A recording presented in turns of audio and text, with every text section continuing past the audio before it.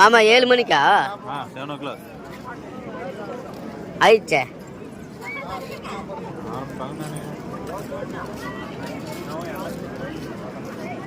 ஈஷா யோகா மையம், அப்புறம் அங்க நடக்கிற அந்த ஆதி யோகி திவ்ய தர்சனம், இதை பத்தின ஒரு சின்ன பார்வை தான் இது. சத்குருவால உருவாக்கப்பட்ட இந்த சென்டர் சும்மா ஒரு ஆன்மீக இடம் மட்டும் இல்லை. இது யோகாவையும் சமூக சேவையையும் ஒன்னா சேர்க்கிற ஒரு சூப்பரான முயற்சி தெரியுமா? முதல்ல இந்த மையத்தோட நோக்கம் என்னன்னு பார்ப்போம்.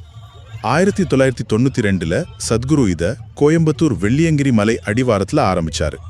இதோட மையமே தியானலிங்கம் தான். அது ஒரு பவர்ஃபுல்லான மெடிடேஷன் ஸ்பேஸ். அதோட இவங்களோட பசுமை கரங்கள் திட்டம் மூலமா ஒரே நாள்ல எக்கச்சக்க மரக்கன்றுகளை நட்டு கின்னஸ் சாதனை கூட பண்ணியிருக்காங்க. சரி, அடுத்து அந்த பெரிய ஆதியோகி சிலை, அது யாருன்னு உங்களுக்கு தெரியுமா? அவர்தான் முதல் யோகி. சுமார் 15,000 வருஷத்துக்கு முன்னாடி இமயமலையில இருந்தவர்.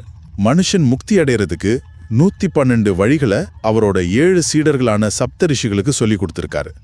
இந்த யோக விஞ்ஞானத்தை தான் அவங்க உலகம் முழுக்க கொண்டு போனாங்க. கடைசியா இந்த பழங்கால கதையை இப்ப எப்படி சொல்றாங்கன்னு பாத்தீங்கன்னா செம்ம இன்ட்ரெஸ்டிங்கா இருக்கும்.